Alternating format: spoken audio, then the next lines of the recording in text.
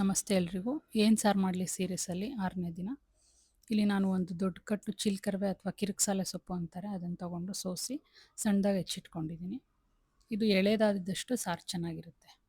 ಇಲ್ಲಿ ಒಂದು ಪಾತ್ರೆಗೆ ಒಂದು ಇಡಿಯಷ್ಟು ಬೆಳ್ಳುಳ್ಳಿ, 2 ಒಣಮೆಣಸಿನ್ಕಾಯಿ ಮತ್ತು ತೊಳೆದಿರೋ ಅಂತಹ ಸೊಪ್ಪು ಸಣ್ಣದಾಗಿ ಹೆಚ್ಚಿದ್ದೀವಿ. ನೆಕ್ಸ್ಟು ಈರುಳ್ಳಿ, ಸಣ್ಣದಾಗಿ ಹೆಚ್ಚಿರೋಂಥ ಈರುಳ್ಳಿ, ಇದನ್ನು ಹಾಕಿ ಅರ್ಧ ಲೀಟ್ರ್ ಹಾಲು ಹಾಕ್ತಾಯಿದ್ದೀನಿ. ಫ್ರೆಶ್ ಹಾಲು ಹಾಕಬೇಕು. ಕಾಯಿಸಿದ ಹಾಲಾದರೆ ಕೆನೆ ಎಲ್ಲ ಆಚೆ ಇರುತ್ತೆ, ಸೊ ಟೇಸ್ಟ್ ಅಷ್ಟು ಚೆನ್ನಾಗಿರಲ್ಲ. ಸೊ ಹಾಗಾಗಿ ಕಾಯಿಸದೇ ಇರೋವಂಥ ಫ್ರೆಶ್ ಹಾಲು ಹಾಕ್ಕೊಂಡು ಬೇಯಿಸ್ಕೋಬೇಕಾಗತ್ತೆ. ಇದು ಒಂದು 10ರಿಂದ 15 ನಿಮಿಷ ಬೇಯಿಸ್ಕೋಬೇಕಾಗತ್ತೆ. ಆದಷ್ಟು ಸಿಮ್ಮಲ್ಲಿ ಅಥವಾ ಮೀಡಿಯಮ್ ಫ್ಲೇಮಲ್ಲಿ ಇಟ್ಕೊಂಡು ಬೇಯಿಸ್ಕೋಬೇಕು, ಇಲ್ಲಾಂದರೆ ಹಾಲು ಉಕ್ತಾ ಇರುತ್ತೆ. ಹಾಗಾಗಿ ಮತ್ತೆ ಮಧ್ಯೆ ಮಧ್ಯೆ ಅದನ್ನು ತಿರುಗಿಸ್ಕೋಬೇಕು. ಮತ್ತು ಆ ಕೆನೆ ಎಲ್ಲ ಕಟ್ಟಿರೋದನ್ನೆಲ್ಲ ಸ್ಕ್ರೇಪ್ ಮಾಡಿ ತೊಗೊಂಡು ಒಂದು 10-15 ನಿಮಿಷದಲ್ಲಿ ಬೆಂದೋಗುತ್ತೆ. ಬೆಂದಿದೆಯಾ ಅಂತ ಚೆಕ್ ಮಾಡಿ ಅದರಲ್ಲಿರೋವಂಥ ಹಾಲು, ಅಂದರೆ ನೀರಿನಂಶ ಏನಿದೆ, ಹಾಲು ಏನಿದೆ ಅದನ್ನು ಸೈಡಿಗೆ ತೊಗೊಂಡು ಮಾಮೂಲಿ ಮಸ್ಸೊಪ್ಪು ನಾವು ಹೇಗೆ ಮಸಿತೀವಲ್ವ ಅದೇ ಥರ ಮಸಿಬೇಕು.